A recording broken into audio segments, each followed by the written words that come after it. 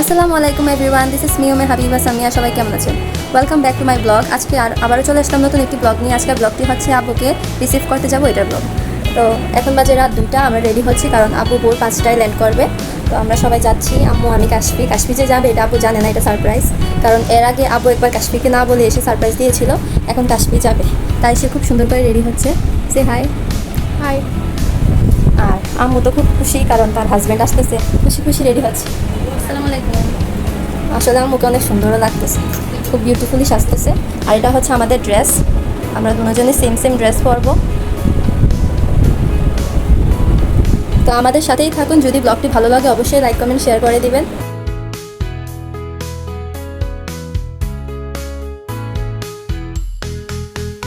রাত্র 3:30 বাজে তখন আমাদের গাড়ি চলে আসছিল। তো আমরাও তাড়াতাড়ি বের হয়ে যাচ্ছিলাম, কেননা ওই দিন সারা রাত বৃষ্টি পড়েছিল। তো যদি রাস্তাঘাটে জ্যাম থাকে তাহলে আবার আব্বুকে রিসিভ করতে দেরি হয়ে যাবে, তাই আমরা একটু তাড়াতাড়ি বের হয়ে গেলাম।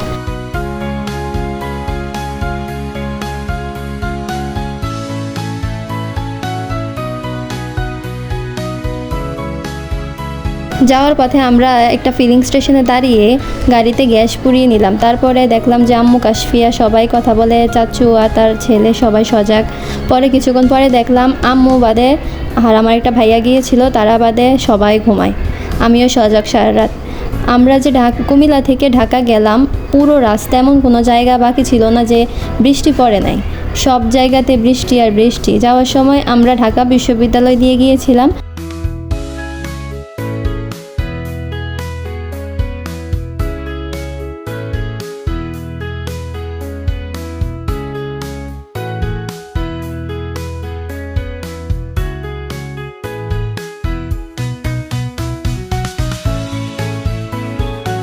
দেন আমরা ফাইনালি এয়ারপোর্টে চলে আসছি।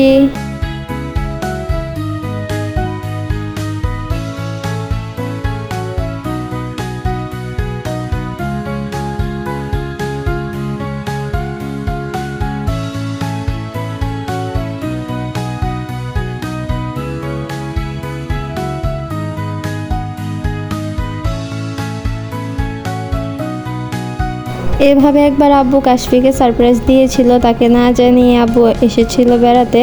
তো এবার আমরা গেলাম আব্বুকে সারপ্রাইজ দেওয়ার জন্য। আব্বু জানে যে কাশফি আসতে পারবে না, ওর পরীক্ষা।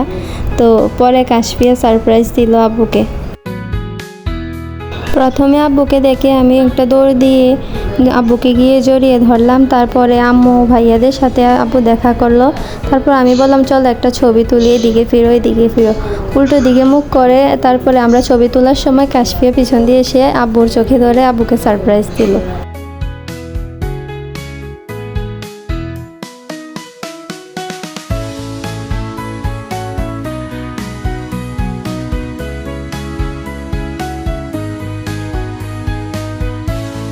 তারপরে আমরা বাসার উদ্দেশ্যে রওনা দিলাম।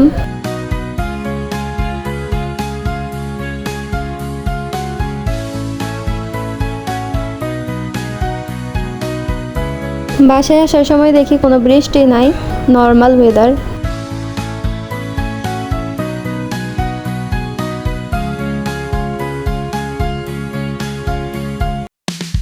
তারপরে আমরা একটা খাবারের হোটেলে দাঁড়িয়ে সকালের নাস্তাটা করে নিলাম, কারণ আমরা কেউ নাস্তা করি নাই। তো আব্বুকে নিয়ে নাস্তা করে আবার বাড়ির উদ্দেশ্যে রওনা দিলাম। তো আমরা আসার সময় গুমতির পাড় দিয়ে আসলাম। তো গাইস, এটাই ছিল আমার আজকের ভিডিও। যদি ভালো লাগে অবশ্যই লাইক কমেন্ট শেয়ার করে দেবেন। আল্লাহ হাফেজ।